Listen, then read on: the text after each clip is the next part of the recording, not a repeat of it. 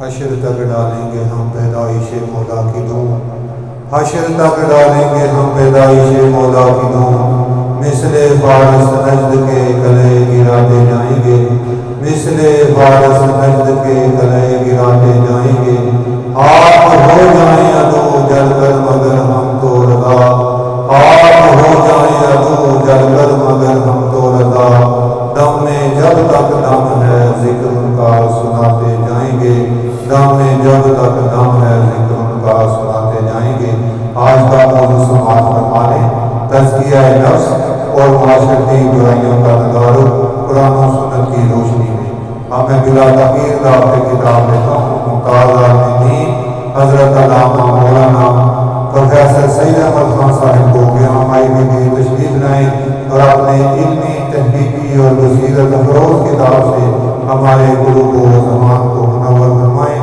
ممتاز عالم دین حضرت علامہ مولانا پروفیسر سید احمد خان صاحب دامت برکاتہ ملاویہ، ریٹائرڈ شعبہ اسلامیہ اور گورنمنٹ اسلامیہ کالج سول لائنز لاہور۔ الحمد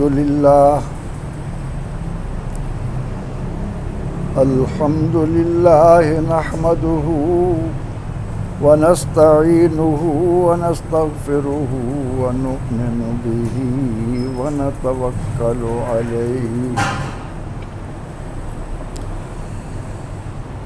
ونعوذ بالله من شرور أنفسنا ومن سيئات أعمالنا، من يهده الله فلا مضل له ومن يضلله فلا هادي له،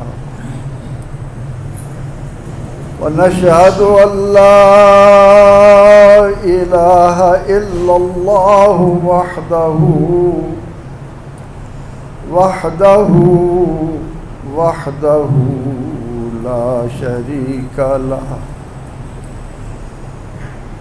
لا شريك له، ولا نظير له ولا ند له ولا ضد له ولا مثل له ولا مثال له ولا مثيل له،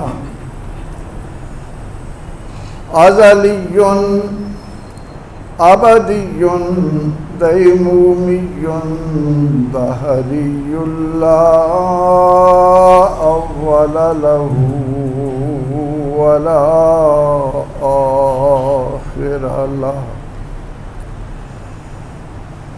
ونشهد أن سيدنا وسندنا وحبيبنا وكريمنا ورؤوفنا ورحيمنا وطبيبنا وطبيب قلوبنا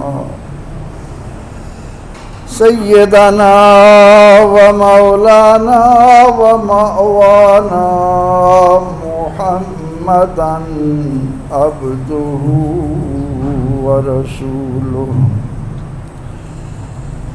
أما بعد فقد قال الله تبارك وتعالى في القرآن المجيد والفرقان الحميد: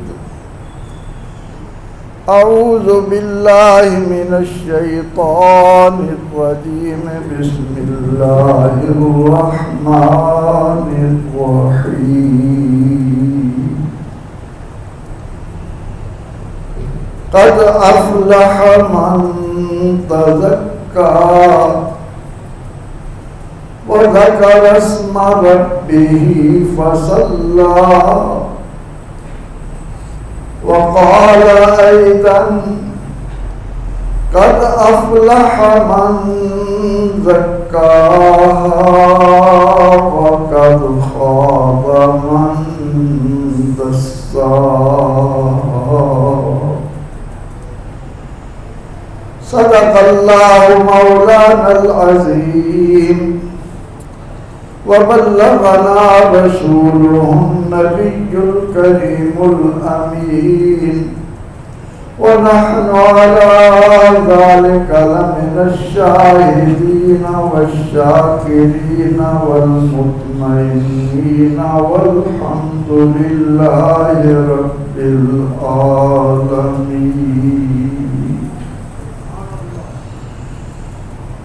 اللهم صل على محمد كما تحب وترضى له. جزا الله عنا محمدا صلى الله عليه وسلم هو أهله. الصلاة والسلام عليك يا سيدي يا مولاي يا سيد الأولين والآخرين وعلى آلك وأصحابك يا سيدي يا مولاي يا خاتم النبيين.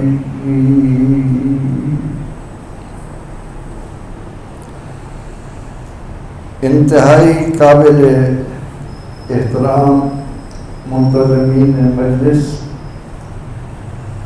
اور دیگر حاضرین مکرم، آج اس وقت جو ہم نے گفتگو کرنی ہے اس کا عنوان ہے تزکیہ نفس اور معاشرتی برائیوں کا تدارک. یعنی ہم اپنی معاشرتی برائیوں کو ختم کرنے کے لیے، معاشرتی برائیوں سے بچنے کے لیے، معاشرتی برائیوں سے اپنے معاشرے کو محفوظ رکھنے کے لیے تزکیہ نفس کی طرف کیسے جائیں.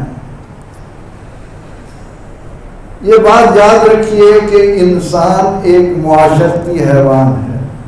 حیوان ناطق تو ہم استعمال کرتے ہیں، لیکن ہم کہتے ہیں کہ انسان معاشرتی حیوان ہے کہ یہ اکیلا اپنی ساری ضرورتیں پوری نہیں کر سکتا. اسے اپنی ضرورتوں کی تکمیل کے لیے معاشرے کی تشکیل اس کے لیے از حد ضروری ہو جاتی ہے. مل جل کر رہنا، بستیاں آباد کرنا، شہر بسانا، مملکتیں قائم کرنا، یہ ہماری ایک معاشرتی ضرورت ہے. اب معاشرتی زندگی میں انسان کو جو برائیاں اس کی اخلاقی پستی کا موجب بنتی ہیں وہ کیا ہیں؟ حرص، لالچ جسے کہتے ہیں، طمع. وہ کیا ہے؟ نمود و نمائش،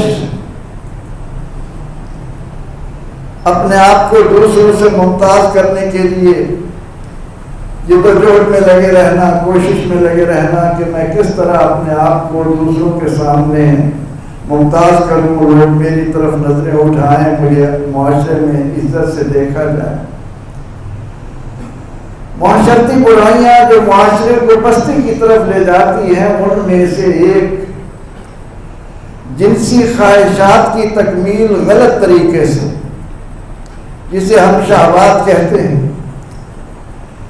اسی طرح طمع ہے، وہ معاشرتی برائیوں میں آتا ہے. اور اس معاشرتی زندگی میں ہم دیکھتے ہیں کہ جب انسان باہمی حسد میں مبتلا ہو جائے، اس کے اندر دوسروں کے بارے میں بغض، کینہ اور تعصب پیدا ہونا شروع ہو جائے، اور دوسروں کو نیچا دکھانے کے لیے انسان جھوٹ بولے، غیبت کرے، بہتان تراشی کرے، یہ وہ برائیاں ہیں جو انسانی معاشرے کو پستی کی طرف لے جاتی ہیں اور انسان ظاہری طور پر انسان نظر آتا ہے، لیکن حقیقتاً وہ اولئک کالانعام بل ہم اضل، وہ چوپاؤں کی مانند ہو جاتے ہیں، بلکہ چوپاؤں سے بھی بدتر زندگی گزارنے پر مجبور ہوتے ہیں۔ اللہ کریم کا اپنی مخلوق پر احسان ہے کہ اس نے اپنے فضل و کرم کے صدقے میں ہمیں ایک ایسے ذیشان رسول صلی اللہ علیہ وسلم کا امتی ہونے کا اعزاز عطا کیا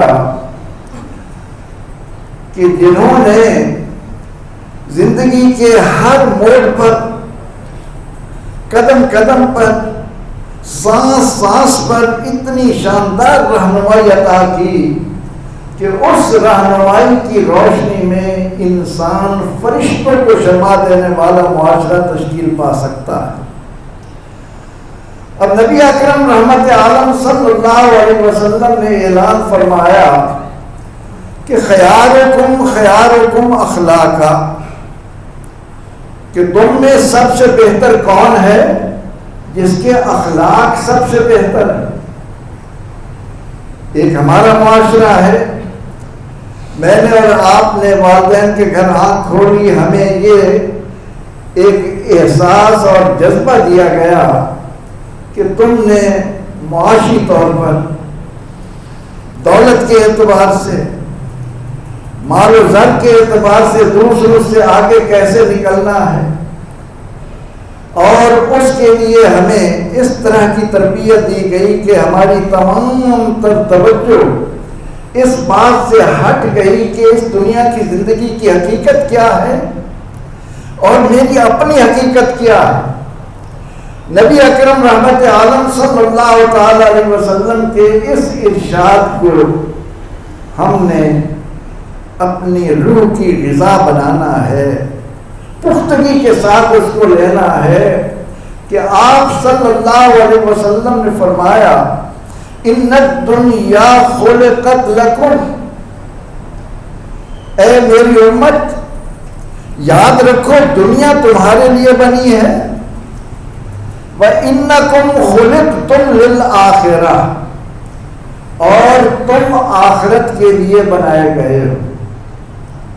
یہ بات تو ہم اکثر سنتے ہیں علماء سے کہ دنیا مزرعۃ الآخرہ، دنیا آخرت کی کھیتی ہے، لیکن سرور دو جہاں صلی اللہ علیہ وسلم نے اپنی امت کو اس حقیقت سے آگاہ کیا کہ یہ دنیا تیرے لیے بنی ہے اور تو آخرت کے لیے بنا ہے۔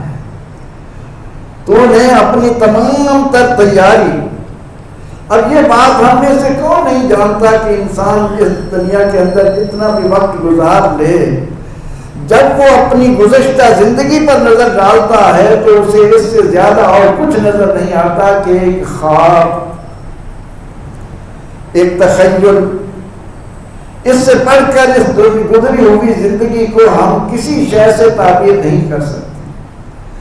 اب یہ ساری خرابیاں معاشرے کے اندر اس وقت ہوتی ہیں کہ جب ہم اپنے نفس کو، اپنی روح کو، اپنے اس مادے کو جس کی بنا پر ہم دیکھ سکتے ہیں، سن سکتے ہیں، چل سکتے ہیں، پکڑ سکتے ہیں، سمجھ سکتے ہیں، اسے گدلا ہونے سے بچانا ہے۔ تزکیہ کہتے ہیں علیشو سے کسی چیز کو پاک کرنا، صاف کر دینا، ستھرا رکھنا، لغت میں تزکیہ اس بات کا نام ہے، لیکن شریعت مطہرہ میں تزکیہ یہ ہے کہ انسان اپنے آپ کو مکارم اخلاق سے مزین کرے اور اپنے آپ کو اخلاقی رذائل سے، بری عادتوں سے بچانے کے لیے مستعد رہے۔ اس کو کہتے ہیں تزکیہ نفس، اور یہ اسلامی تعلیمات میں اتنی اہمیت کا حامل ہے عزیزو کہ ہم دیکھتے ہیں کہ سیدنا ابراہیم علیہ السلام جب خانہ کعبہ کی تعمیر سے فارغ ہوئے تو دعا مانگتے ہوئے نظر آتے ہیں، اور آپ کی دعا یہ تھی کہ ربنا وابعث فیہم رسولا منہم یتلو علیہم آیاتک ویزکیہم ویعلمہم الکتاب والحکمہ. یعنی ابراہیم علیہ السلام بھی جس اللہ کے رسول صلی اللہ علیہ وسلم کی آمد کے لیے دعا مانگ رہے ہیں، وہاں وہ بھی اس بات کا ذکر کر رہے ہیں کہ یہ رسول ذی شان جہاں اللہ کی آیات کی تلاوت کرے گا وہاں پر اپنی امت کا تزکیہ کرے گا. قرآن پاک نے فیصلے کے طور پر یہ فرمایا کہ قد افلح من تزکا، کامیاب وہ شخص ہے جس نے تزکیہ پا لیا، جس نے اپنے آپ کو صاف ستھرا کر لیا.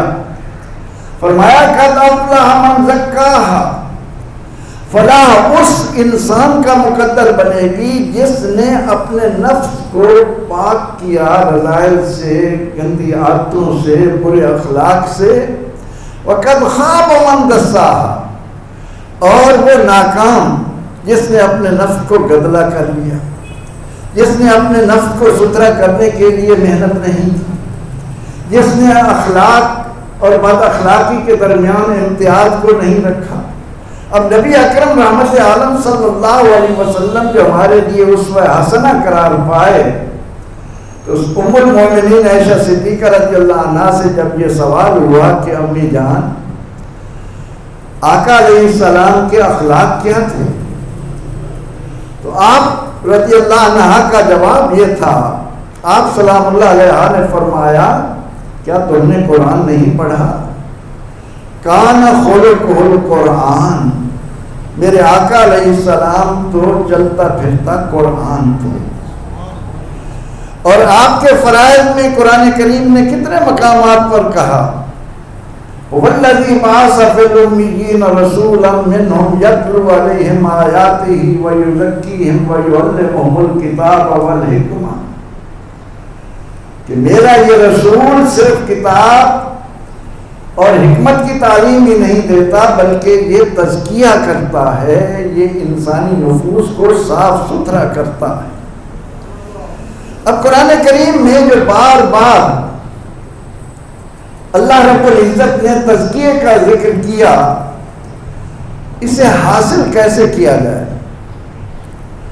اس کے لیے آپ نے دیکھا کہ نبی رحمت صلی اللہ علیہ وسلم نے اعلان نبوت سے قبل نمونہ دیا،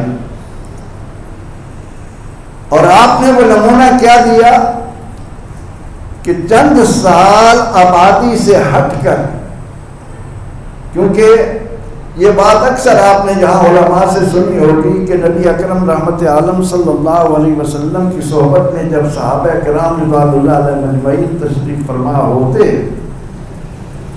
اور آپ کی گفتگو جب ہوتی، آپ جب انہیں تعلیم دیتے، تو صحابہ کہتے ہیں کہ اللہ کا خوف ہم پر اتنا طاری ہوتا، آخرت کی طرف ہماری اس قدر توجہ جاتی کہ یوں لگتا کہ گویا ہماری جان نہ نکل جائے.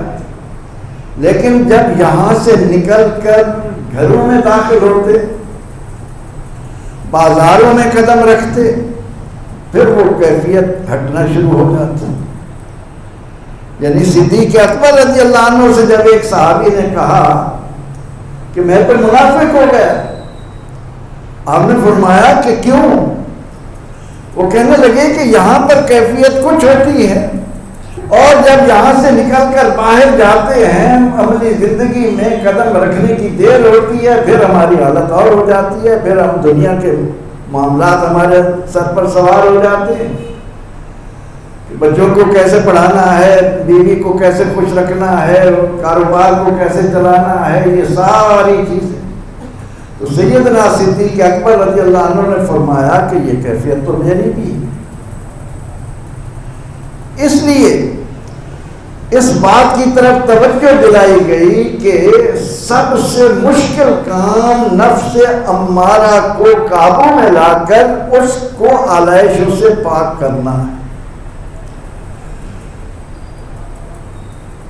نفس امارہ لامارۃ بالسوء، ان النفس لامارۃ بالسوء، یہ جو نفس ہے سرکش، یہ انسان کو برائیوں پر آمادہ کرتا ہے۔ اب اس سے ہٹنے کے لیے پیغمبر رحمت صلی اللہ علیہ وسلم نے ایک نمونہ دیا کہ آپ نے چند سال آبادی سے دور رہ کر غار حرا میں بسر کیے۔ اس کی ایک ادا آپ رمضان شریف میں اعتکاف کی صورت میں دیکھتے ہیں۔ اب یہ اعتکاف کیا ہے کہ کچھ دنوں کے لیے انسان ان تمام تر معاملات سے ہٹ کر گوشہ تنہائی میں بیٹھ کر اپنے اندر غور کرے۔ وَفِي أَنفُسِكُمْ أَفَلَا تُبْصِرُونَ، اللہ تو تمہارے اندر ہے، دیکھتے کیوں نہیں ہو؟ جب میں کچھ دیر کے لیے آبادی سے ہٹ کر بیوی بچوں سے الگ ہو کر تنہائی میں بیٹھ کر یہ سوچتا ہوں کہ دنیا میں آتے وقت میرا کیا مقام تھا، میری کیا کیفیت تھی، اور یہاں سے جاتے وقت میری کیا کیفیت ہوگی، جب یہاں سے جاؤں گا تو اس وقت میرے پاس کیا چیز ہوگی۔ اس سے انسان پر راز کھلتے ہیں۔ اس وقت انسان یہ سوچنے پر مجبور ہوتا ہے کہ میں نے اپنے شب و روز جن معمولات میں بسر کر رکھے ہیں ان کے نتائج کیا ہیں، اس سے مجھے کیا ملنا ہے۔ علماء لکھتے ہیں کہ ایک شاعر وہ کہتا ہے کہ ایک دن میری ہوس نے مجھے ابھارا اور کہا کہ یہ کیا تم ملاؤں کے کہنے پر آخرت پر نظر ڈال کر بیٹھا ہے، دنیا کی رنگینیاں، یہ جم خانے، یہ پر رونق بازار، یہ حسین چہرے، یہ طرح طرح کی نعمتیں، ان سے تو کنارہ کش ہو رہا ہے۔ وہ کہتا ہے کہ میری ہوس نے مجھے اس طرح سے آمادہ کیا کہ میں نے فیصلہ کر لیا کہ آج کے بعد میں کسی نصیحت کرنے والے کی بات کو توجہ نہیں دوں گا، کسی نصیحت کرنے والے کی کوئی نصیحت سننے کے لیے تیار نہیں ہوں گا۔ اب میری جو بقیہ زندگی ہے وہ میں عیش و عشرت میں بسر کروں گا، اور عیش و عشرت کے جو سامان دنیا نے مہیا کر رکھے ہیں میں ان سے لطف اندوز ہوں۔ وہ کہتا ہے کہ جب میری عبرت نے، میری یعنی خواہش نے، ہوس نے مجھے اس طرح سے پکارا تو عبرت آ گئی۔ ناگہاں عبرت پکاری ایک تماشا میں تجھے، چل دکھاؤں تو قید آز کا محبوس ہے۔ عبرت میرے سامنے آ کر کھڑی ہو گئی اور کہنے لگی کہ او عیش و عشرت کا خیال دل میں بسا کر اپنی حقیقت کو پس پشت ڈال کر حیوانیت کی راہ پر چلنے کا ارادہ کرنے والے انسان آ، میں تجھے ایک تماشا دکھاتی ہوں، اس تماشے کو دیکھ لینے کے بعد تیرے جی میں جو آئے کرنا، میں رکاوٹ نہیں بنوں گی۔ تو میں نے کہا چل بڑی بھی عبرت، تو کیا دکھانا چاہتی ہے؟ تم بھی دکھا لے، میں تو تیار کر چکا کہ میں اپنی یہ زندگی عیش و عشرت میں گزاروں گا۔ اللہ نے مجھے اتنے وسائل دیے ہیں اور وسائل کی روشنی میں خوب شراب نوشی کروں گا، میں خوب کلبوں میں جاؤں گا، میں خوب بدمستیاں کروں گا۔ وہ کہنے لگا کہ چل تم کیا دکھانا چاہتی ہے؟ تو شاعر کہتا ہے کہ لے گئی یک بار کی گورے غریباں کی طرف، لے گئی یک بار کی گورے غریباں کی طرف، جس جگہ جانے تمنا 100 طرح سے مایوس ہے۔ عبرت نے میرا ہاتھ پکڑا اور مجھے لے جا کر میانی صاحب کے درمیان کھڑا کر دیا، جہاں ہر طرف مایوسی، ہر طرف تاریکی، ہر طرف نا امیدی کے بادل ہیں۔ دکھا کر وہ 2-3 مرکزیں کہنے لگی، دکھا کر 2-3 مرکزیں وہ کہنے لگی، یہ سکندر ہے، یہ دارا ہے، یہ کیکاؤس ہے۔ اس نے مجھے 3 قبریں دکھائیں اور کہا کہ او عیش و عشرت کا سامان لانے کا خیال رکھنے والے، اپنے آپ کو اپنی غفلت کا شکار کرنے والے، ذرا دیکھ یہ کس کی قبر ہے؟ سکندر کی، یہ دارا کی، یہ کیکاؤس کی۔ پوچھ تو ان سے کہ جا ہو حشمت دنیا سے آج، پوچھ تو ان سے کہ جا ہو حشمت دنیا سے آج، کچھ بھی غیر از حسرت و افسوس ہے کہ تیرے پاس کیا مسائل ہے؟ ایک بات پچھلے دنوں میں نے اپنی مختلف جگہ پر جو خطاب ہوئے ان میں بات کہی، مجھے یاد ہے کہ جب سن 66 میں بہاڑی ضلع سے لاہور آیا، یونیورسٹی کا اسٹوڈنٹ بنا، تو سیر کے لیے جب ہم جناح باغ جاتے، جناح باغ کی پہاڑیوں پر چڑھتے، تو چڑھ کر آپ گنگا رام کی طرف منہ کریں تو یہاں سینکڑوں کے محلات تھے، اور اس وقت سہگل لاہور میں وہ فیملی تھی کہ مالی طور پر شاید کوئی اور فیملی ان کا مقابلہ کر سکے۔ وہاں سارے بڑے وسیع وسیع محلات ان کے وہاں چوٹیوں پر پہاڑیوں پر چڑھ کر آپ دیکھیں نظر آتے۔ پچھلے دنوں، یعنی یہ ان دنوں کی بات ہے کہ ہمیں بتایا جاتا کہ یہ وہ لوگ ہیں کہ ان کی ڈیلی انکم 54 لاکھ روپے ہے۔ سن 66 کی بات کر رہا ہوں، آج کی نہیں، اب تو روپے کی جو بے قدری ہوئی ہے وہ سب پر آیا ہے، لیکن اس وقت بتایا جاتا کہ یہ وہ فیملی ہے کہ جن کے گھر روزانہ 54 لاکھ روپیہ نفع کے طور پر آ رہا ہے۔ اسی فیملی کا ایک فرد یوسف سہگل، پچھلے دنوں اس کی قبر خوب سوشل میڈیا پر دکھائی گئی۔ یہ کیا ہے؟ گری پڑی ہے، گھاس پھوس اگی ہوئی ہے، کوئی اس کو سنبھالنے والا، اس کی دیکھ بھال کرنے والا نہیں ہے۔ تو شاعر کہتا ہے کہ میری عبرت نہ کہاں عبرت پکاری ایک تماشا میں تجھے، چل دکھاؤں تو قید آز کا محبوس ہے، تو جن خواہشات کے پیچھے چل رہا ہے اس کا انجام میں تجھے دکھاتی ہوں۔ دکھا کر 2-3 مرکزیں وہ کہنے لگی، یہ سکندر ہے، یہ دارا ہے، یہ کیکاؤس ہے، پوچھ تو ان سے کہ جا ہو حشمت دنیا سے آج۔ یہ جو من ہے نا، جسے ہم کہتے ہیں نفس، تزکیہ نفس، جو میلا ہوتا ہے تو آدمی معاشرتی برائیوں میں مبتلا ہو جاتا، جھوٹ بولنے سے گریز نہیں کرتا، رشتہ داروں کے حقوق طلب کرنے سے گریز نہیں کرتا، قطع رحمی اس کے لیے کوئی معنی نہیں رکھتی، اس کے لیے کسی پر غیبت کرنا، بہتان باندھنا کوئی معنی نہیں رکھتا، اس کے لیے ماپ تول میں کمی کرنا، ملاوٹ کرنا، رشوت لینا، یہ تمام برائیاں جو معاشرتی طور پر ہمارے معاشرے کو ایک گھن لگا ہوا ہے، ایک گھن کی طرح کھا رہی ہیں، یہ کیوں ہے؟ اس لیے کہ میں اور آپ جب انتہائی مصروفیت کے باوجود کبھی وقت نہیں نکالتے کہ یہ سوچیں تو صحیح کہ یہ وجود ہے کیا۔ قد خواب من دساہا۔ اب نبی اکرم رحمت عالم صلی اللہ علیہ وسلم نے اس ضمن میں ہمیں ایک رہنمائی دی کہ میں اور آپ جب کوئی غیر شرعی کام کا ارتکاب کرتے ہیں، مثال کے طور پر زبان سے جھوٹ بولنے کو لے لیں،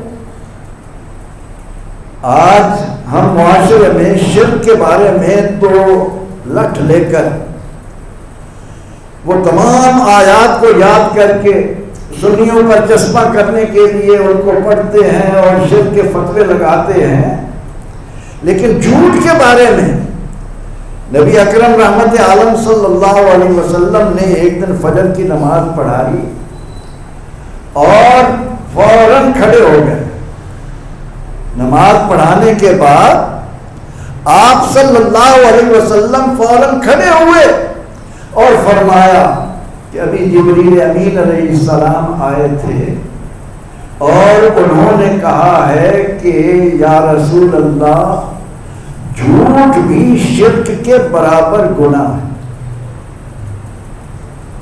جھوٹ بھی شرک کے برابر گناہ ہے۔ وہ جو حدیث مبارکہ آپ سنتے ہیں کہ الا اخبرکم باکبر الکبائر، کیا میں تمہیں خبر نہ دوں کہ بڑے بڑے گناہ کیا ہیں؟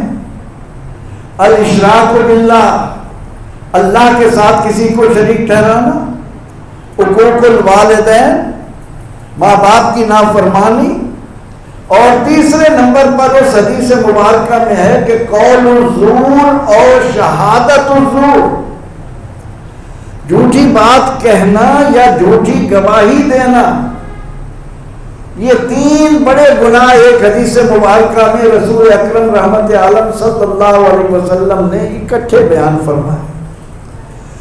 اب میں اور آپ جانے طور پر یا نہ جانے طور پر کسی بھی گناہ کا جب ہم نے ارتکاب کیا، اس کی بنا پر ہمارے دل پر ایک سیاہ نقطہ لگا دیا گیا۔ اگر گناہ کرنے کے بعد احساس ہو گیا، آنکھیں نم ہو گئیں، اللہ کی طرف رجوع کر لیا، اس سے معافی مانگ لی، پھر صاف ہو گیا۔ لیکن اگر اس طرف دھیان نہیں گیا اور ہم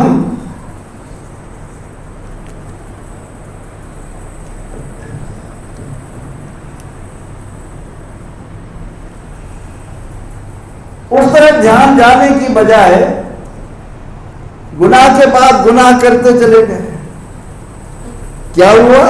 نقطے پر نقطہ دل پر لگ رہا ہے۔ تزکیہ نفس کے ضمن میں دل کی اہمیت کو سامنے رکھنا ہے۔ سرور دو جہاں صلی اللہ علیہ وسلم نے فرمایا، ایک بڑی حدیث ہے، ان الحلال بین وان الحرام بین وبینہما امور مشتبہات، ایک بڑی لمبی حدیث ہے، اور اس کے آخر میں رسول اکرم رحمت عالم صلی اللہ علیہ وسلم فرماتے ہیں کہ الا وان فی الجسد مضغہ، یاد رکھو اس پوری مشینری میں ایک پرزہ، الا وان فی الجسد مضغہ، اس پورے وجود میں ایک گوشت کا لوتھڑا ہے۔ مضغہ گوشت کے لوتھڑے کو کہتے ہیں۔ اذا صلحت صلح الجسد کلہ، اگر وہ لوتھڑا ٹھیک ہے تو پورا جسم ٹھیک ہے۔ وَإِذَا فَسَدَتْ، اور جب وہ بگڑ جائے، وہ پرزہ خراب ہو جائے، فَسَدَ الْجَسَدُ كُلُّهُ، تو پورا جسم بگڑ جاتا ہے۔ أَلَا وَهِيَ الْقَلْبُ، یاد رکھو کہ وہ دل ہے۔ وہ کیا ہے؟ وہ دل ہے۔ اب یہ جو اللہ نے ہمارے پہلو میں دل رکھا ہے، تمام کے تمام اعضاء، میری آنکھیں، میرے کان، میرے ہاتھ، میرے پاؤں، میرا دماغ، میری سوچ، سب کے سب دل کے تابع ہیں۔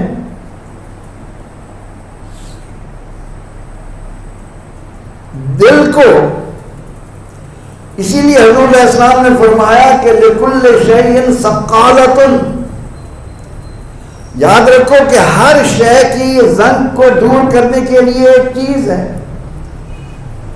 وَسَقَالَةُ الْقَلْبِ بِذِكْرِ اللَّهِ، اور دل کے زنگ کو دور کیا جاتا ہے اللہ کے ذکر سے۔ اب یہ جو انسانی وجود میں اللہ نے ایک پرزہ رکھا ہے، اس کی اہمیت کو مثال کے طور پر آپ جاننے کی کوشش کریں۔ آپ یہاں بیٹھے ہیں، آپ کے دل میں سب سے پہلے خیال پیدا ہوتا ہے کہ میں سیب کھاؤں۔ خیال کہاں پیدا ہوا؟ دل میں۔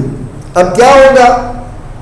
آپ کی ٹانگیں حرکت میں آئیں گی یا آپ بازار کی جانب چلیں گے؟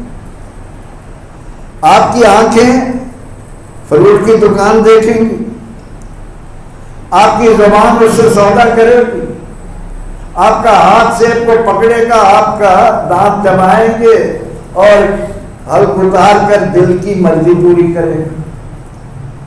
آپ راستے پر جا رہے ہیں، جاتے ہوئے راستے پر آپ کو اگر سانپ نظر آ جائے، اگر سانپ نظر آنے کے بعد آپ کے دل میں خوف پیدا نہیں ہوا، آپ کی آنکھیں برابر اسے دیکھتی رہیں، آپ کے قدم برابر اس کی جانب بڑھیں گے، آپ کے ہاتھ کوئی پتھر یا لاٹھی پکڑ کر اس کا سر کچلنے کے لیے آگے۔ لیکن اگر اسے دیکھ کر دل میں خوف آ جائے، آنکھ دیکھے گی نہیں، قدم اٹھیں گے نہیں، ہاتھ کسی طرف نہیں جائیں گے۔ اب یہ جو اللہ تعالیٰ نے اس مشینری میں پرزہ رکھا ہے، آپ کو بارہا یہ آیت کریمہ سنائی گئی، وَلَقَدْ ذَرَأْنَا لِجَهَنَّمَ كَثِيرًا مِنَ الْجِنِّ وَالْإِنسِ۔ اللہ فرماتا ہے کہ کتنے ہی جن اور انسان ہیں جو ہم نے جہنم کا ایندھن بنائے ہیں۔ وَلَقَدْ ذَرَأْنَا لِجَهَنَّمَ كَثِيرًا مِنَ الْجِنِّ وَالْإِنسِ، بہت سارے جن و انس جہنم کا ایندھن بنیں گے۔ اے اللہ، وہ کون سے جن و انس ہیں جن کو تو آگ کے حوالے کرے گا، جہنم کا لقمہ بنائے گا؟ پہلے نمبر پر فرمایا کہ لَهُمْ قُلُوبٌ لَا يَفْقَهُونَ بِهَا، یہ وہ لوگ ہیں جنہیں ہم نے دل جیسی نعمت دی، لیکن انہوں نے اس دل سے غور و فکر سوچنے کا کام ہی نہیں کیا۔ وَلَهُمْ آذان، ہم نے انہیں کان دیے، ان کانوں سے جو سننا تھا وہ سنا نہیں۔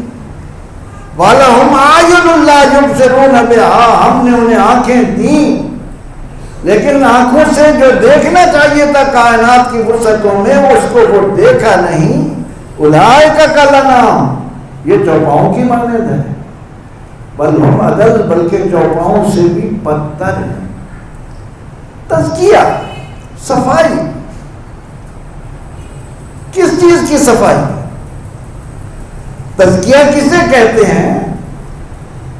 یعنی نبی اکرم رحمت عالم صلی اللہ علیہ وسلم کو جو نبوت کے پیغام کو پہنچانے کے لیے جو راہ اختیار کرنے کا کہا گیا، وہ ہے کتاب، حکمت اور اس کے بعد تزکیہ۔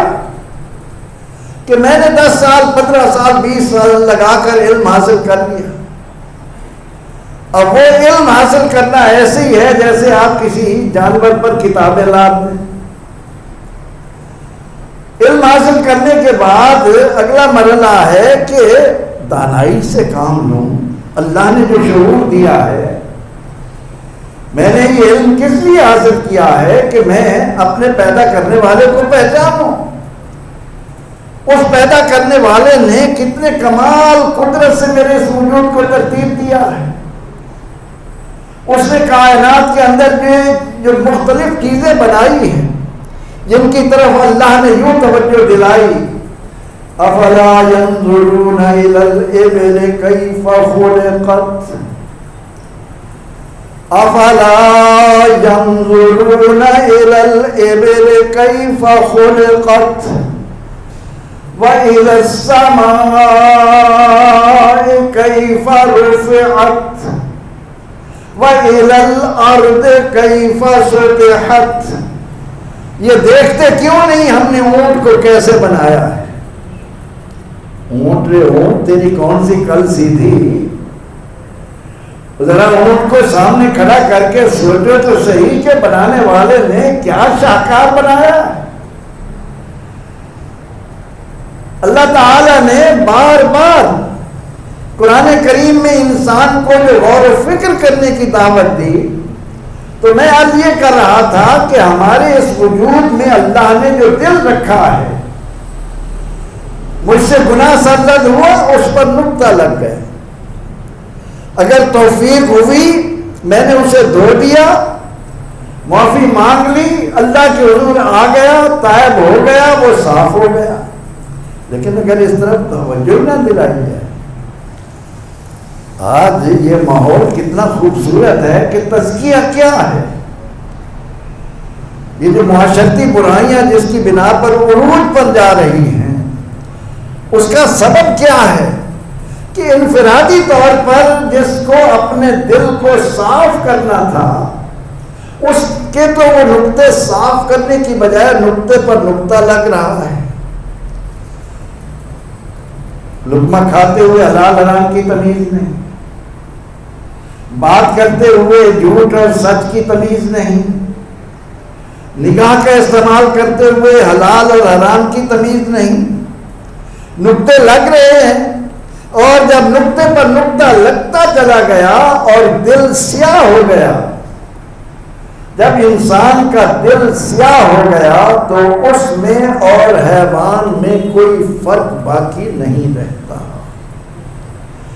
اس لیے کہا گیا کہ قد افلح من تزکا، فلاح اس کو ملے گی جس نے تزکیہ کیا.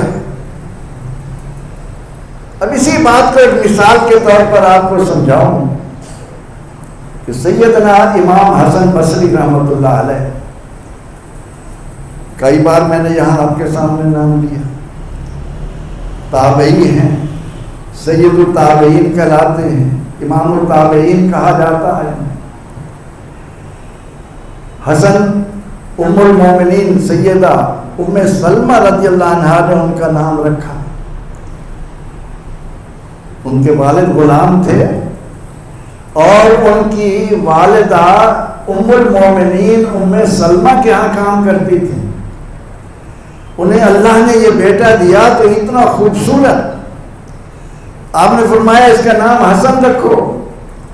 اور ام سلمہ اتنا پیار کرتی تھی کہ ماں کام میں لگی ہوئی ہے اور حسن بصری رونے لگتے، ام سلمہ سلام اللہ علیہا اٹھا کر انہیں اپنے سینے سے لگا لی. یہ شرف ہے امام حسن بصری رحمۃ اللہ علیہ کا، اور یہ معمولی نہیں ہے. اور بعض نے تو یہاں تک بھی لکھا کہ ام سلمہ جب پیار سے انہیں چھاتی سے لگاتی تو کبھی ان کے منہ میں دودھ بھی آ جاتا. حضرت حسن بصری رحمۃ اللہ علیہ اب وہ جب مراحل سے گزرے اور ان کے لیے بھی تزکیے کا ایک سبب بھی بنا. امید ہے یہاں ماشاءاللہ ایسے ایسے بڑے سکالر آتے ہیں، آپ نے ان کی زبانی یہ بات سنی ہوگی کہ ایک مرتبہ وہ ہیرے جواہرات لے کر شاہ روم کے پاس، شاہ قیصر کے پاس گئے. ہیرے جواہرات کا کام کرتے تھے، اور ایک سال جب پہنچے تو وزیر اعظم نے کہا کہ حضور اس دفعہ بادشاہ کی مصروفیت ہے اور وہ مصروفیت قابل دید ہے، آپ کہیں تو میں آپ کے لیے بندوبست کروں. فرمایا کہ ہاں، یہ بات جو عرض کرنے لگا ہوں اسے بھی اگر آپ توجہ سے سنیں گے تو یہ بھی نفس کے تزکیے کے لیے، طبیعت کی صفائی کے لیے، دل کا زنگ دور کرنے کے لیے بھی مومن المعامل بنے. فرماتے ہیں کہ مجھے وزیر اعظم نے ایک ایسے مقام پر بٹھا دیا جہاں سے میں سب کچھ دیکھ سکتا تھا اور مجھے کوئی نہ دیکھے. فرماتے ہیں کہ ایک خوبصورت خیمہ زرین سنہری قسم کا، اس کے نیچے ایک قبر تھی. سب سے پہلے کچھ حسین لونڈیاں آئیں، انہوں نے اپنے ہاتھوں میں چھوٹی چھوٹی پلیٹوں میں ہیرے جواہرات رکھے ہوئے ہیں، انہوں نے آ کر اس قبر کا طواف کیا اور تھوڑی دیر خاموش سرنگو ہو کر چلی گئی. ان کے چلے جانے کے بعد بڑے بڑے سپہ سالار جو اس حکمران کے تھے وہ مسلح انداز میں ہاتھوں میں ننگی تلواریں لیے وہ آئے اور انہوں نے اس قبر کا طواف کیا اور تھوڑی دیر خاموش رہ کر سرنگو ہو کر وہ چلے گئے۔ ان کے چلے جانے کے بعد حکماء کی، دانشوروں کی ایک جماعت آئی، انہوں نے یہی عمل کیا۔ ان کے جانے کے بعد ڈاکٹروں کی جماعت آئی، انہوں نے یہ عمل کیا۔ اب جب یہ ساری جماعتیں آ کر اس طرح سے گزر چکی تو آخر میں خود بادشاہ آیا، اور بادشاہ آ کر قبر پر کھڑا ہوا اور کہنے لگا کہ اے میرے بیٹے، تو اس دنیا میں کائنات کی ہر شے سے مجھے عزیز تھا، تو مجھے پیارا تھا، لیکن کسی ایسی نظر نہ آنے والی طاقت نے تجھے مجھ سے الگ کر دیا جو کسی طرح بھی تجھے واپس کرنے پر آمادہ نہیں۔ اگر مجھے معلوم ہو جائے کہ جس نے تجھے مجھ سے جدا کیا ہے اس کو دولت چاہیے، یہ ہیرے جواہرات موجود، اس کو حسینائیں چاہیے، یہ حسین عورتیں موجود، اگر وہ کسی سے ڈر کر واپس کر دے یہ سپہ سالار مسلح موجود، اگر ہو کہ کسی کی ترکیب سے دانش سے تو آ سکے یہ بڑے بڑے دانشور موجود، اگر مجھے معلوم ہو کہ کسی کا علاج تجھے واپس لا سکتا ہے یہ ڈاکٹر موجود، لیکن اے میرے بیٹے، اور کیا آپ نے کچھ اس بات کو آپ نے سمجھنے کی کوشش کی؟ یہ کس کے ساتھ نہیں ہوتا؟ مجھے یاد ہے ایک مرتبہ میں نے یہاں پر یہ بات بھی آپ کے سامنے رکھی تھی، اور وہ بھی اسی تزکیہ نفس کے ضمن میں بڑی مہلت ہے کہ ایک عورت کا اکلوتا بیٹا وہ مر گیا۔ اب وہ دل و جان سے ماں پیار کرتی تھی، اب لوگ اسے کہتے کہ تیرا بیٹا مر گیا، لیکن وہ اسے اپنی چھاتی سے لگا کر ایک ایک سے کہتی کہ میرا بیٹا بول نہیں رہا، اس سے کہو میرے ساتھ بات کرے۔ لوگ اسے کہتے کہ مائی مر چکا ہے، وہ ماننے کے لیے تیار نہیں، ایک ایک کے پاس جاتی ہے۔ جب لوگوں نے دیکھا کہ یہ کسی طرح بھی اپنے مرے ہوئے بیٹے کو اپنے سے جدا کرنے کے لیے تیار نہیں ہے تو اسے مہاتما بدھ کے پاس لے گئے۔ مہاتما سمجھدار انسان تھا، اگرچہ مشرک تھا،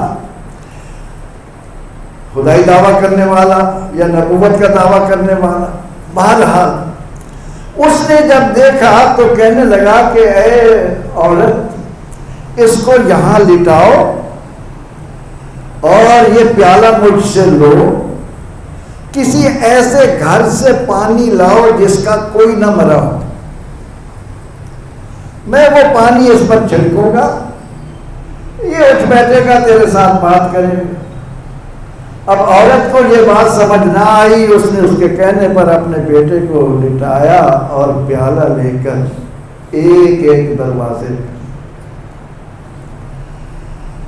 دوستو ذرا سوچئے، آج ہم کتنا خوبصورت موضوع لے کر بیٹھے ہیں کہ تزکیہ نفس، یہ جسے ہم نے صاف کرنا تھا،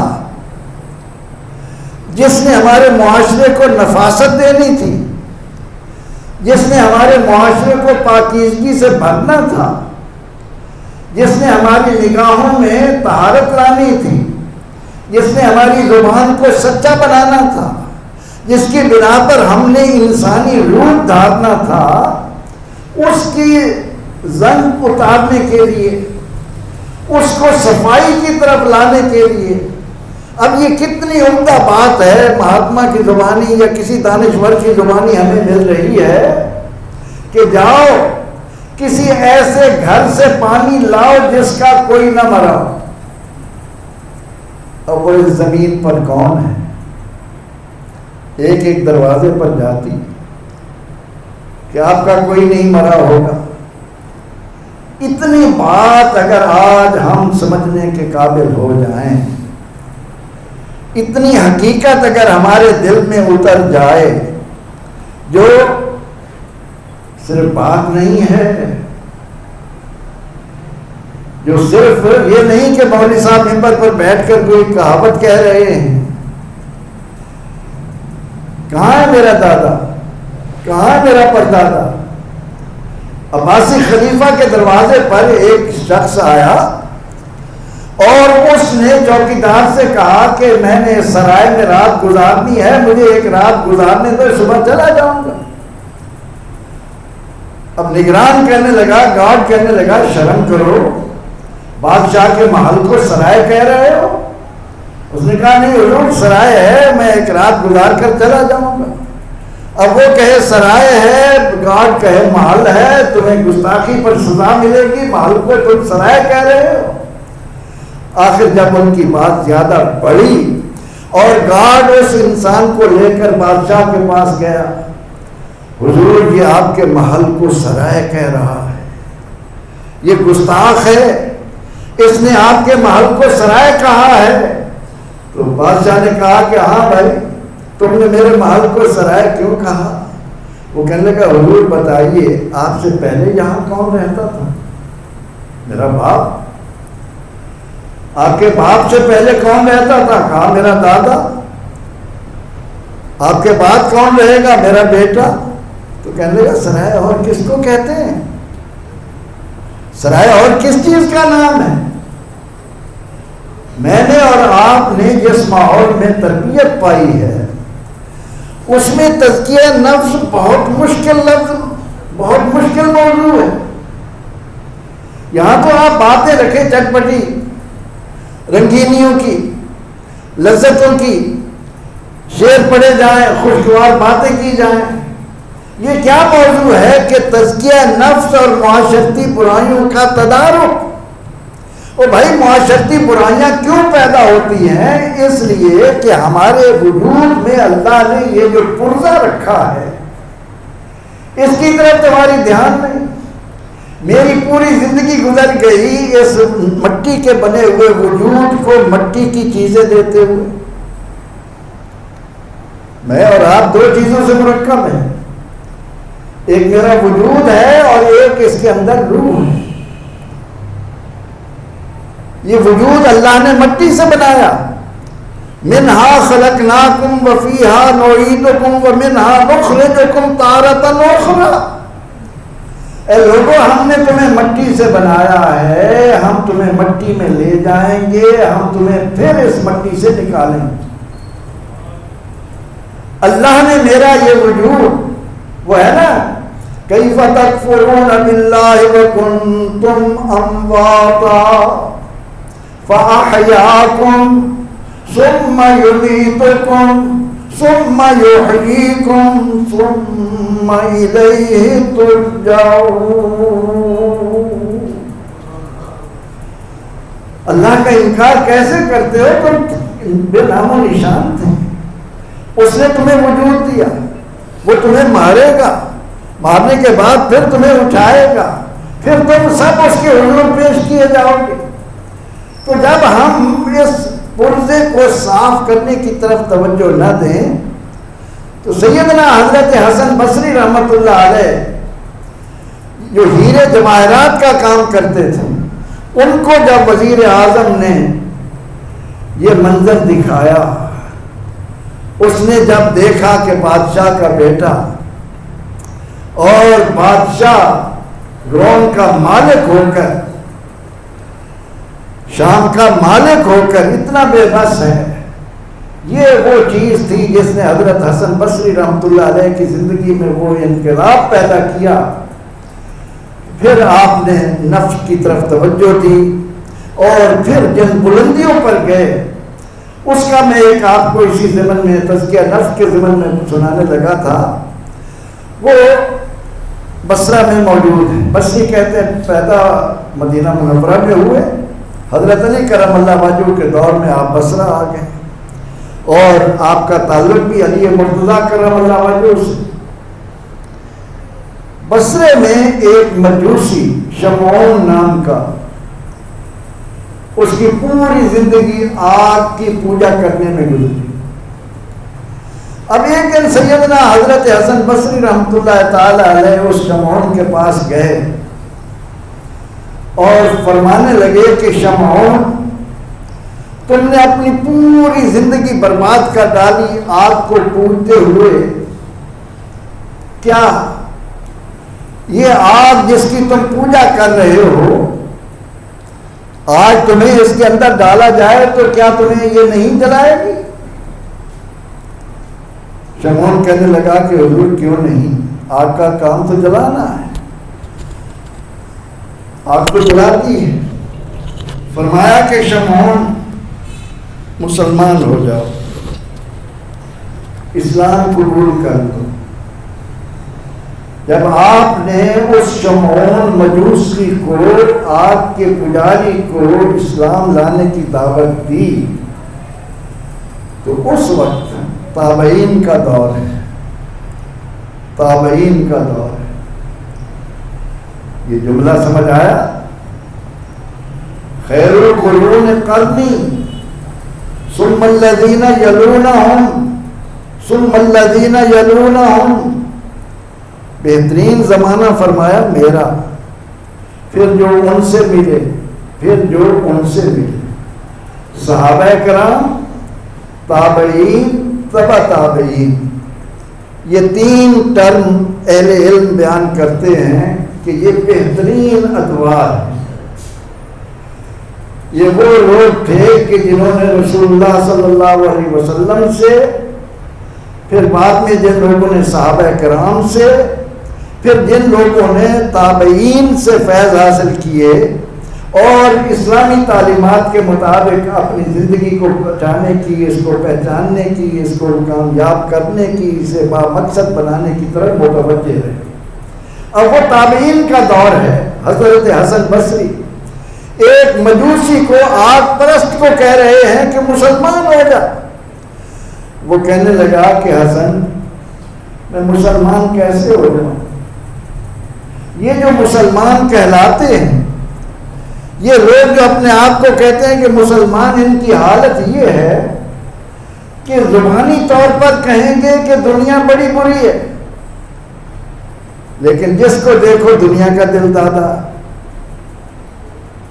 جسے بھی دیکھو اسی دنیا کو بنانے کی فکر میں لگا ہوا.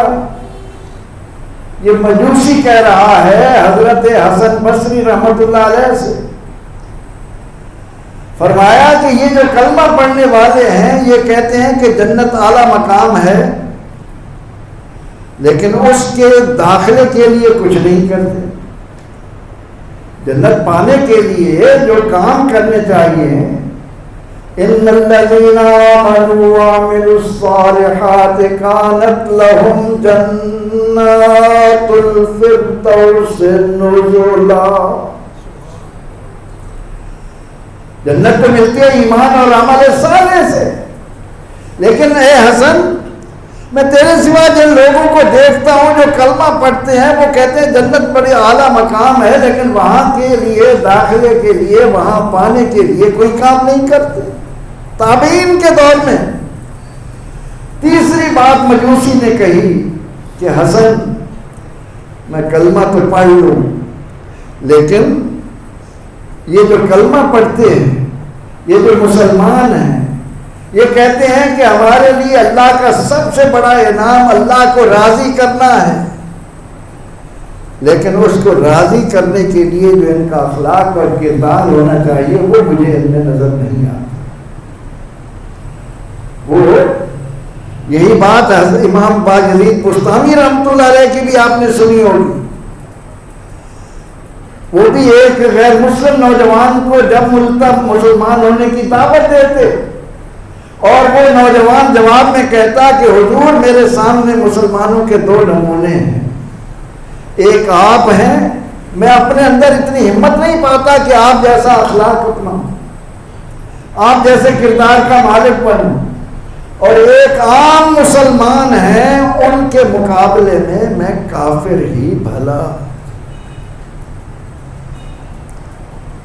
یہاں پر آ کر میرا وجود ایک دم ٹھٹھرا ہے کہ ہم زبان سے جو دعویٰ کرتے ہیں اس کے مطابق آج دنیا میں کسی خطے میں مسلمان ہوتے یہودیوں کو ہمت ہی نہیں ہو سکتی تھی کہ فلسطین کی طرف نظر اٹھا کر بھی دیکھتے. انہیں معلوم ہے اقبال نے پاکستان بننے سے پہلے کیا کہا تھا؟ وضع میں ہو تم نصارا تو تمدن میں ہو نور. وضع میں ہو تم نصارا تو تمدن میں ہو نور. یہ مسلمان ہیں جنہیں دیکھ کے شرمائے یہود. یہ اقبال نے اس وقت کہا تھا جب وہ یورپ گیا اقبال، تو یورپ کو دیکھ کر اقبال نے ایک جملہ کہا تھا کہ مسلمان بر صغیر میں رہتے ہیں، اسلام یورپ میں ہے.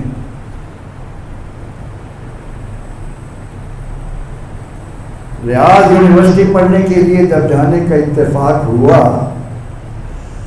تو اس وقت ریاض میں جتنی چیزیں میسر آتی تھیں وہ یورپ سے آتی تھیں، لیکن یورپ سے آنے والی چاہے کھانے پینے کی چیزیں ہوں چاہے دوسری، جو کچھ اوپر لکھا ہوا تھا وہی کچھ اس میں تھا.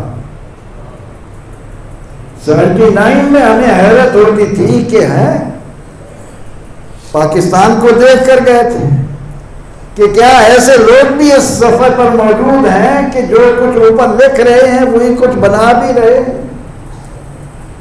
لیکن ہمارا کردار کیا ہے؟ تزکیہ نفس. اس نفس کو پاک کرنا، نفس کو رذائل اخلاق سے پاک کرنا، اسے مکارم اخلاق کا مرکز بنانا. اگر ہم تزکیہ نفس کی طرف آئیں تو معاشرہ فرشتوں کا بن جائے. کل المسلم علی المسلم حرام دمہ ومالہ وعرضہ. حضور علیہ السلام فرماتے ہیں کہ ہر مسلمان پر ہر مسلمان کا حرام ہے اس کی عزت، اس کا مال اور اس کی جان. یہ آقا علیہ السلام کا معاشرتی زندگی میں یہ 3 چیزیں ان کی اہمیت دیکھی ہے کہ کسی کی عزت کا محفوظ ہونا، کسی کے مال کا محفوظ ہونا، کسی کی جان کا محفوظ ہونا. آج اگر آپ خبریں سن کر آئے ہیں تو آپ دیکھیں گے کہ خبروں کا ایک معتدل حصہ لوگوں کی جانیں لینا ہے، لوگوں کی آبروئیں لوٹنا ہے، لوگوں کے مال کو اپنے قبضے میں لینا ہے، تھوڑے سے مال کی خاطر فائر مار کر اس کی جان لے لینا. آج ہمارے نزدیک کوئی اس کی اہمیت ہی نہیں. تو یہ اس وقت شمعون امام حسن بصری رحمۃ اللہ علیہ سے کہہ رہا ہے کہ حضور آپ مجھے جس اسلام کی دعوت دے رہے ہیں اس کو میں قبول تو کروں، لیکن اس وقت جو مسلمانوں کو میں دیکھ رہا ہوں تو وہ کہتے ہیں کہ جناب کیا ہے کہ جنت ہے لیکن اس کی تیاری کتنی ہے. یہ کہیں گے کہ دنیا بری ہے، لیکن کتنے لوگ ہیں جو دنیا کو واقعی برا جانتے ہیں.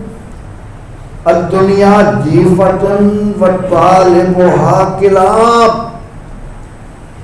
جہاں اللہ کے نبی علیہ السلام نے یہ فرمایا کہ الدنیا مزرعۃ الآخرہ، دنیا آخرت کی کھیتی. اب آخرت کی کھیتی کیسے ہے؟ یہ عشرہ مبشرہ سے پوچھیے. یہ بات سوال کیجئے ان صحابہ سے، ان 10 صحابہ سے جنہیں اللہ کے نبی نے دنیا میں جنت کی بشارت دی. ان میں بڑے بڑے تاجر، صدیق اکبر تاجر، عثمان ذی النورین تاجر، ابو عبیدہ تاجر، عبد الرحمن بن عوف تاجر، سعد بن ابی وقاص تاجر. اب ان لوگوں نے جب حضور علیہ السلام کی زبان سے سنا کہ الدنیا مزرعۃ الآخرہ، کہ یہ دنیا آخرت کی کھیتی ہے.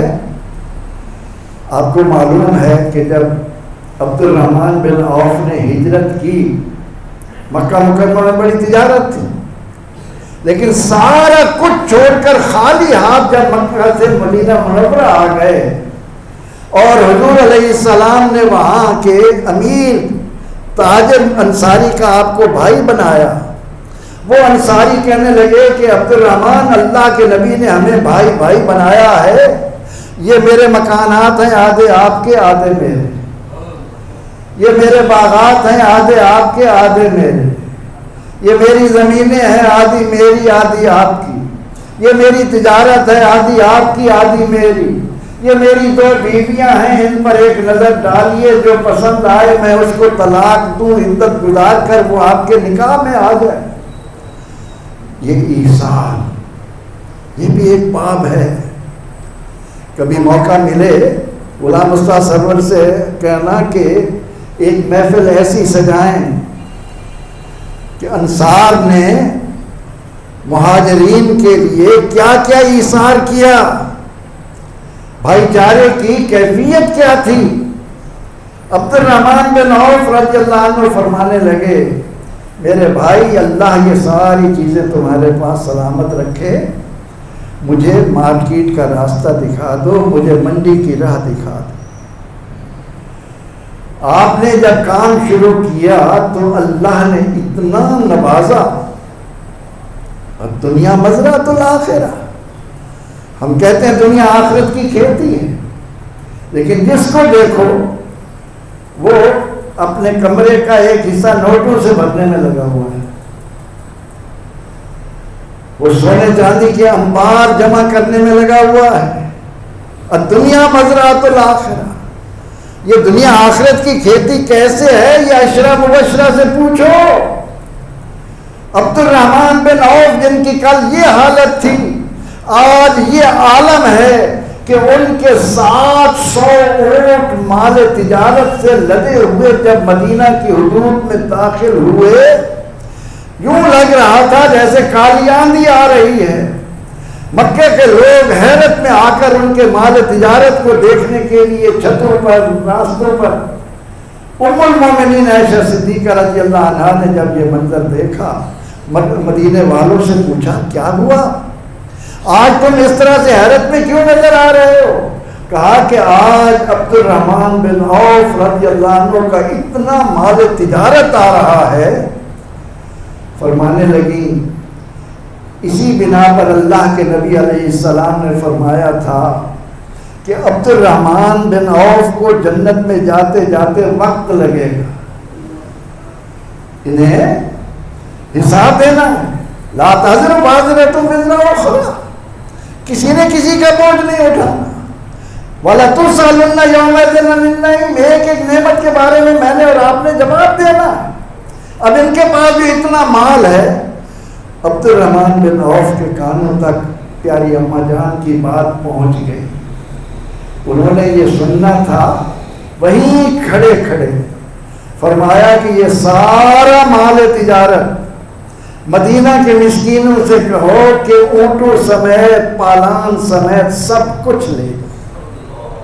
الدنیا مزرعۃ الآخرہ، آخرت کی کھیتی تو انہوں نے سمجھی۔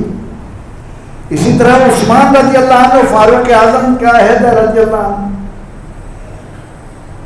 کہت پڑ گیا، غلہ نہیں ہے، لیکن تزکیہ تھا، نفس صاف تھا، اپنی حقیقت کا پتہ تھا کہ جب مجھے نہلا کر مٹی میں ڈالیں گے میرے ساتھ کیا چیز جا رہی ہے۔ ان کا غلہ پہنچا، تاجر آ گئے، حضور سودا کیجیے، پتہ تھا ادھر لیں گے ادھر بک جائے گا، قحط ہے، کتنا دو گے؟ کسی نے کہا 10 گنا، کسی نے کہا 20 گنا۔ فرمایا کہ میں یہ مال اس تاجر کو دوں گا جو مجھے 700 گنا نفع دے گا۔ یہ تو ہمارے بس میں نہیں ہے، اس میں تو ہمارا اختیار نہیں ہے۔ جب آپ نے یہ کہا تو حکم دے دیا کہ سارا غلہ کھلی جگہ پر ڈھیر کرو اور مدینہ کے ضرورت مندوں سے کہو کہ جس کو جتنا ضرورت ہو آ کر فری میں لے لیں۔ جب پوچھا گیا کہ حضور آپ یہ کہہ رہے تھے، فرمانے لگے خریدار نے اس سے بھی زیادہ کا وعدہ کیا ہے۔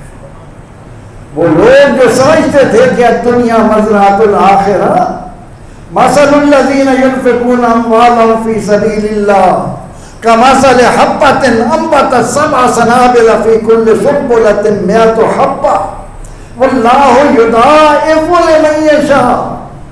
700 تک نہیں، ایک ایک کے بدلے 700 نہیں، واللہ یضاعف، اللہ جس کے لیے چاہے گا اسے بھی کئی گنا بڑھا دے گا.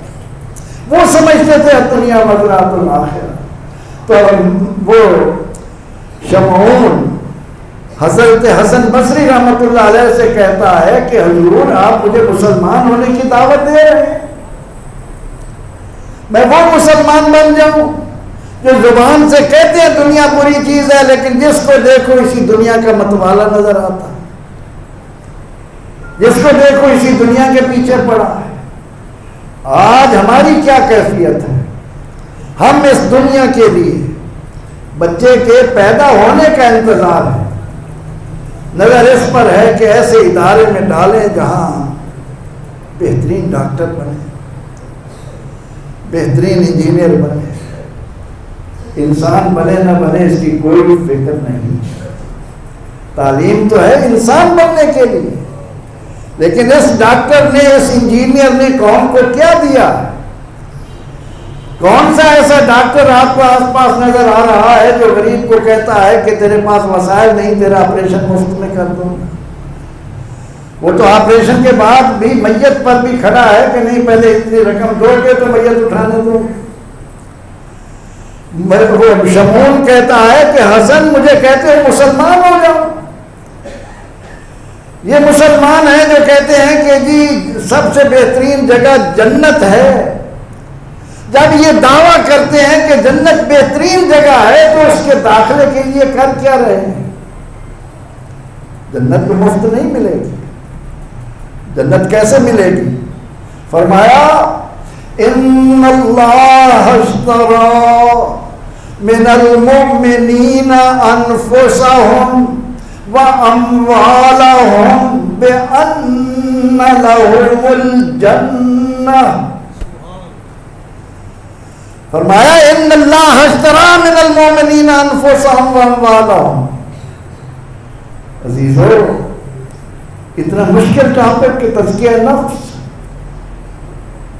اپنی پہچان کوئی آسان ہے؟ اسے دھونا کوئی آسان ہے؟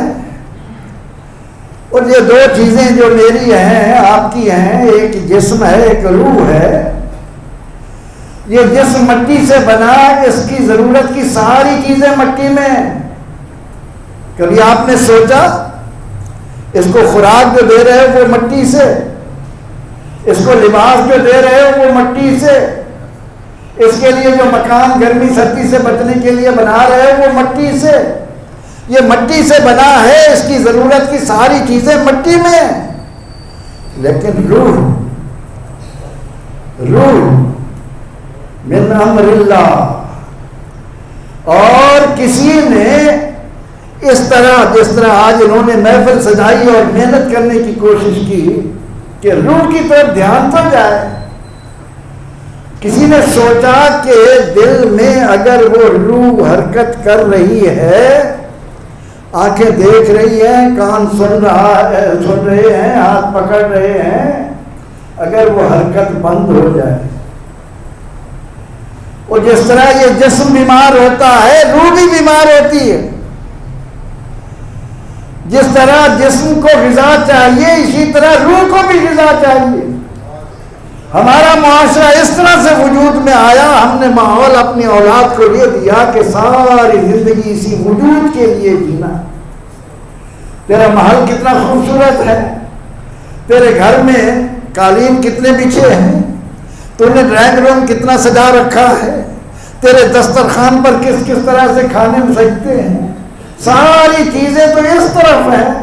تو شمعون کہتا ہے کہ حضور یہ اسلام میں کیسے قبول کروں کہ جس کے ماننے والے کہتے ہیں کہ بہترین گھر جنت ہے.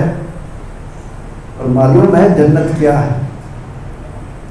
کاش کہ کسی کے دل میں اتر جائے. جنت کیا ہے؟ جنت وہ جگہ ہے جس کے بارے میں اللہ فرماتا ہے وَلَكُمْ فِيهَا مَا تَشْتَهِي أَنفُسُكُمْ وَلَكُمْ فِيهَا مَا تَدَّعُونَ۔ جنت وہ جگہ ہے جہاں خواہش کرو گے فوراً پوری، ادھر مانگنے کی دیر ادھر حاضر، ادھر مانگنے کی دیر ادھر حاضر۔ لیکن مولوی صاحب جنت اپنے پاس رکھو، ہم نے تو جنت اس کو بنانا ہے دنیا کو، اور ساری زندگی اس دنیا کے پیچھے اس طرح سے ہم نے نفس کو گدلا کیا، اتنا گدلا کیا، اتنا گدلا کیا، اجازت دیجئے مجھے کہنے کی کہ ہم نے کتے کو بھی پیچھے چھوڑا۔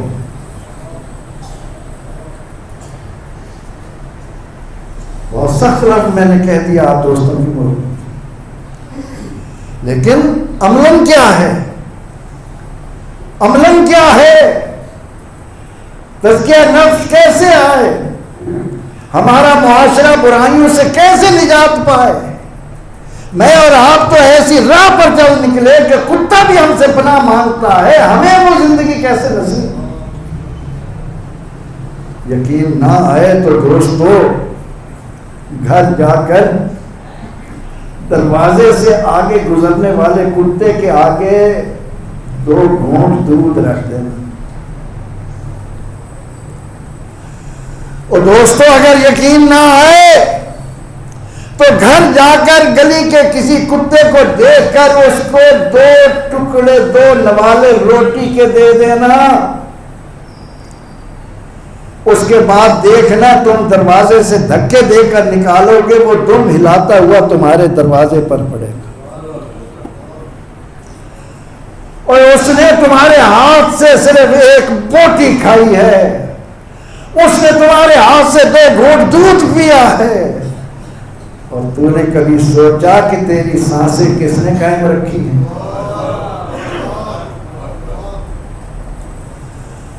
اور تو نے کبھی غور کیا تجھے آکسیجن کون دے رہا ہے؟ تو نے کبھی سوچا تیرے لیے آسمان سے پانی کون اتار رہا ہے؟ تیرے یہ سانس کس کے قبضے میں ہے؟ کتا تیرے ہاتھ سے دودھ کا 1 گھونٹ بھی کر تیرا دروازہ نہ چھوڑے، اور تو رب کی اتنی نعمتیں پائے، تجھے رب 5 دفعہ بلائے تو قریب سے گزر جائے تو اس کے دروازے پر آنے کی کوشش ہی نہ کرے، تو کہے کہ میں انسان ہوں۔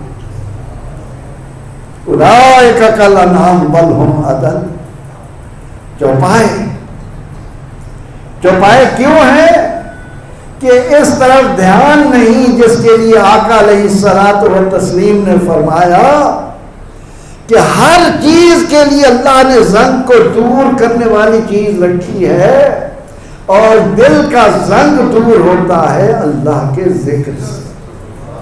الا بذکر اللہ تطمئن القلوب۔ یہ کون کہہ رہا ہے؟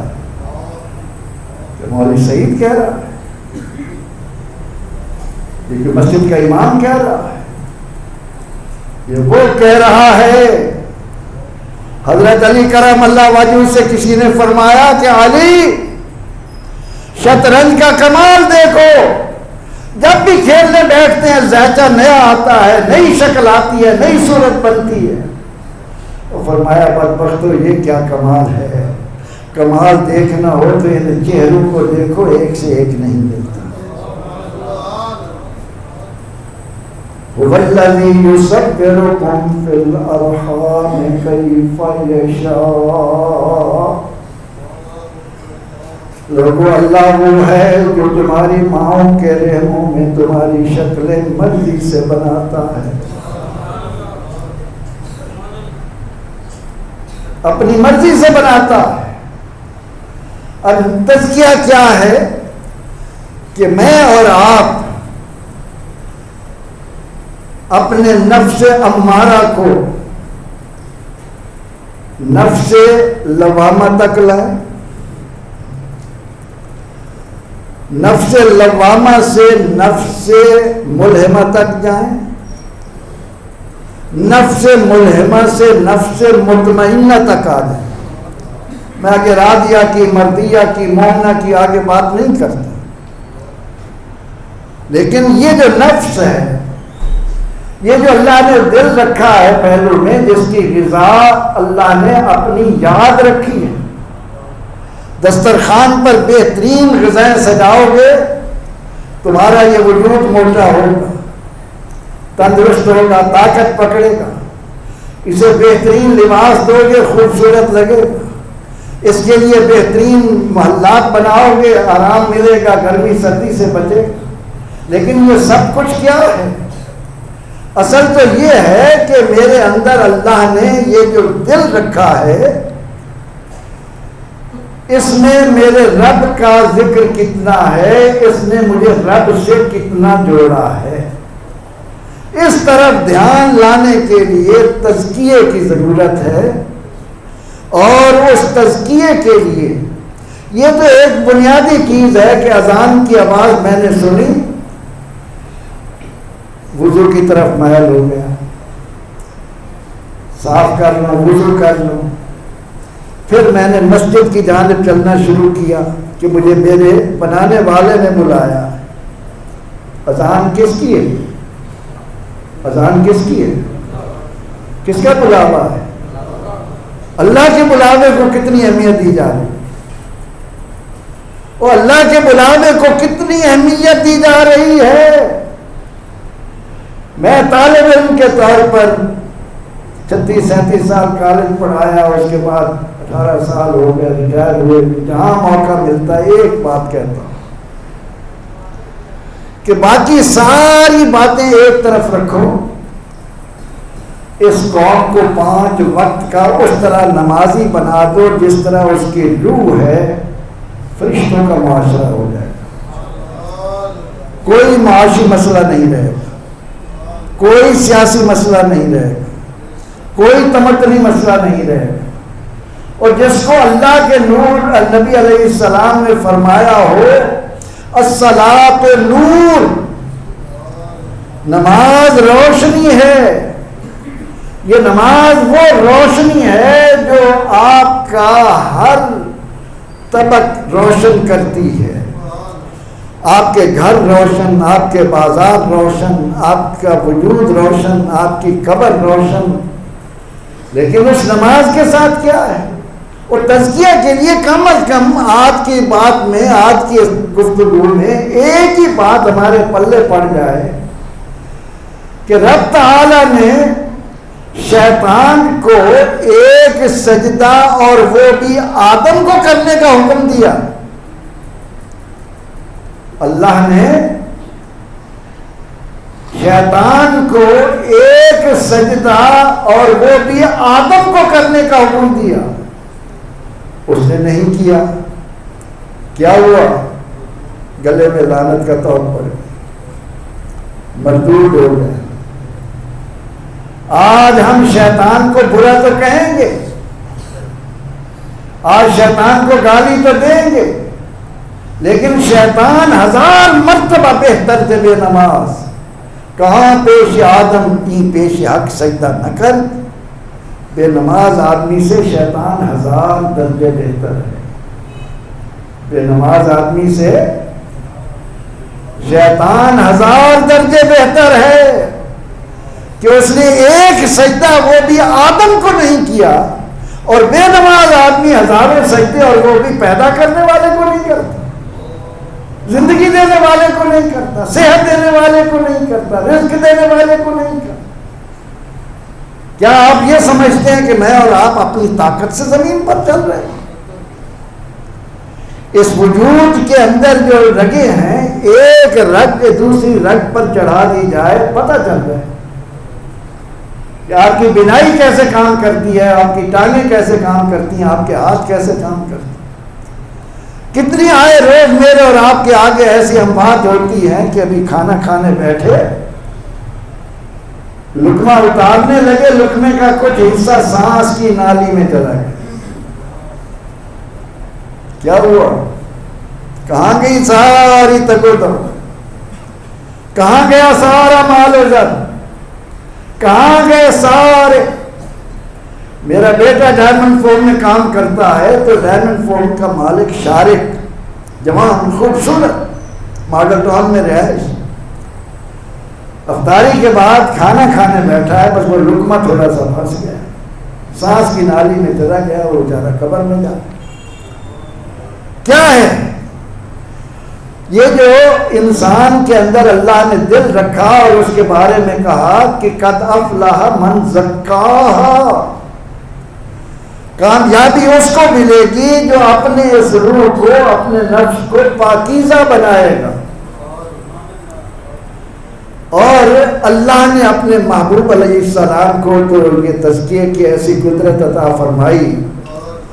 ایک مثال شاید اس سے پہلے بھی آپ کے سامنے بیان کی ہو، بارہا آپ سے باتیں ہوئی۔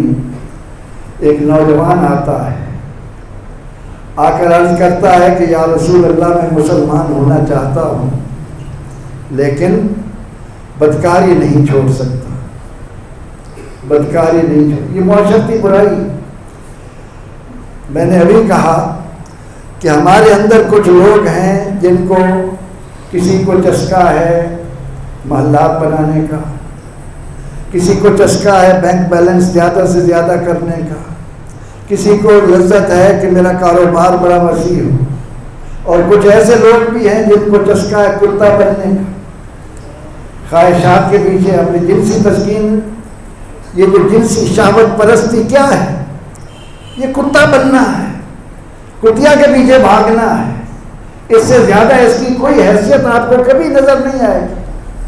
اب اس نوجوان نے جب رسول اللہ صلی اللہ علیہ وسلم کی خدمت میں یہ عرض کی کہ یا رسول اللہ صلی اللہ علیہ وسلم میں کلمہ تو پڑھنا چاہتا ہوں لیکن مجھے اجازت دی جائے کہ میں شہوت پرستی کے بغیر، جنسی تسکین کے بغیر نہیں رہ سکتا۔ اللہ کے نبی علیہ السلام نے اس کے بعد پہلے اس کو کتاب اور حکمت سے آشنا کی، فرمایا ارے او نوجوان، جو بات تو اور عورت کے لیے پسند کر رہا ہے کیا اپنی ماں کے لیے یہ پسند کرے گا؟ کہا نہیں۔ فرمایا اپنی سسٹر کے لیے، بہن کے لیے پسند کرے گا؟ یا رسول اللہ ہرگز نہیں۔ فرمایا خالہ کے لیے پسند کرے گا؟ پیارے رشتے گنوائے، رشتے گنوانے کے بعد اللہ کے نبی علیہ السلام یزکیہم، آپ صلی اللہ علیہ وسلم نے اس نوجوان کے سینے پر ہاتھ رکھ دیا۔ اب وہ ہاتھ رکھنے کی دیر تھی، صحابہ فرماتے ہیں کہ مدینے کی گلیوں میں اس سے پاکیزہ نگاہ والا نوجوان کوئی نظر نہیں آتا۔ لیکن یہ تزکیہ بڑی محنت سے آتا ہے۔ اگر امام ابو حنیفہ نے تزکیہ حاصل کیا تو 30 سال محنت کی، حسن بصری نے تزکیہ حاصل کیا تو 30 سال، اور اس خطے میں جن کی بدولت میں اور آپ آج کلمہ پڑھ رہے ہیں، معین الدین اجمیری رحمۃ اللہ علیہ 25 سال علم حاصل کیا، 25 سال علم حاصل کیا، اس کے بعد 25 سال تزکیے کے لیے جنگلوں میں گزار دیے، پھر 25 سال سیاحت کرتے ہوئے حضور علیہ السلام کے ارشاد سے ہندوستان میں آئے، اور آج ان کی بدولت میں اور آپ کلمہ پڑھ رہے ہیں لا الہ الا اللہ محمد رسول اللہ۔ یہ لوگوں کی محنت تھی۔ تو آج کی ہماری گفتگو کا جو محور تھا وہ یہ کہ یہ جو معاشرتی برائیاں ہیں، معاشرتی برائیوں میں نے آپ کو گنوایا کہ سب سے پہلے لالچ ہے، وہ حرام و حلال کی تمیز اٹھاتا ہے۔ اس کے بعد دوسرے معاشرتی برائی ہماری نمود و نمائش ہے کہ میں چودھری نظر آؤں، میں کسی طرح جانا جاؤں، میری پہچان ہو۔ تیسری چیز شہوت پرستی ہے، معاشرتی برائی۔ چوتھی چیز طمع ہے، جھوٹی امیدیں ہیں، اسی طرح سے جھوٹ بولنا، حسد کرنا، بغض کرنا، حقوق رشتہ داروں کو حقوق نہ دینا۔ اب یہ جو ساری معاشرتی برائیاں ہیں، ان کا تدارک اسی وقت ممکن ہے کہ جب میں اور آپ انفرادی طور پر اپنے دامن میں اپنے گریبان میں جھانکنے والے بنیں، اپنے آپ سے سوال کرنے والے بنیں، ورنہ زبانی طور پر تو، اور اس کے لیے جہاں کہیں کوئی آپ کو ایسی محفل نظر آئے جس میں اللہ کا ذکر کیا جائے، کوئی وقت نکال کر ان میں پہنچنے کی کوشش کرو، کچھ دیر کے لیے اللہ تعالیٰ کا ذکر کرو، کچھ اس طرح کی جو باتیں کی جاتی ہیں ان باتوں کو توجہ سے سننے کی کوشش کرو۔ اس کے بغیر کوئی بھی کام محنت کے بغیر، توجہ دیے بغیر، مجھے بتائیے، ایک آدمی ہے وہ کہتا ہے جی میں دکاندار ہوں، ہم کہتے ہیں آپ دکاندار ہیں تو صبح سے لے کر زور تک گھر میں آرام کیا کیجیے، وہ کہے گا میں آرام کروں گا دکان کیسے چلے گی، میں دکاندار ہوں، مجھے اٹھتے ہی سب سے فکر ہوتی ہے دکان کو صاف کروں، چیزیں طریقے سے لگاؤں۔ میں اگر ملازم ہوں، مجھے فکر ہے کہ میرا 9 بجے ڈیوٹی ہے، میں اپنے دفتر میں 9 بجے پہنچ جاؤں، بدن کو صاف کروں، لباس اچھا پہنوں، وقت پر پہنچ جاؤں، وہاں جا کر کام کروں۔ اسی طرح میں اور آپ جو جو دعویٰ کرتے ہیں اس کے لیے وقت دیتے ہیں، اہتمام کرتے ہیں۔ کبھی آپ نے سوچا کہ مسلمان کہلانے کے لیے بھی کچھ وقت دینا ہے؟ یہ شہادت گہے الفت میں قدم رکھنا ہے، یہ شہادت گہے الفت میں قدم رکھنا ہے۔ لوگ آسان سمجھتے ہیں مسلمان ہونا، آج جب پوری بے توجہی مسلمان کہلانے سے ہے، باقی کسی طرح بے توجہی نہیں، باقی سارے کام کے لیے وقت ہے، توجہ ہے۔ اگر بے توجہی ہے تو وہ دل سے غفلت ہے کہ اس کی بھی کوئی غذا ہے، اس کے لیے بھی میں نے کوئی اہتمام کرنا ہے۔ تو اللہ کے نبی علیہ السلام کی یہ فریضے میں تھا، وَالَّذِي بَعَثَ فِي الْأُمِّيِّينَ رَسُولًا يَتْلُو عَلَيْهِمْ آيَاتِهِ وَيُزَكِّيهِمْ۔ صحابہ کرام پرمانوں کی طرح آپ کے گرد رہتے اور آپ کی ایک ایک بات سینے پر لکھتے۔ اب یہ میرے جیسا مولوی پوری رات جو مرضی ہے چیختا رہے، چلاتا رہے، بات ختم ہونے کی دیر ہے، ہم نکلیں گے، بس اتنا کہہ کر مولویوں کی جو عادت ہے، بس ساری بات ختم۔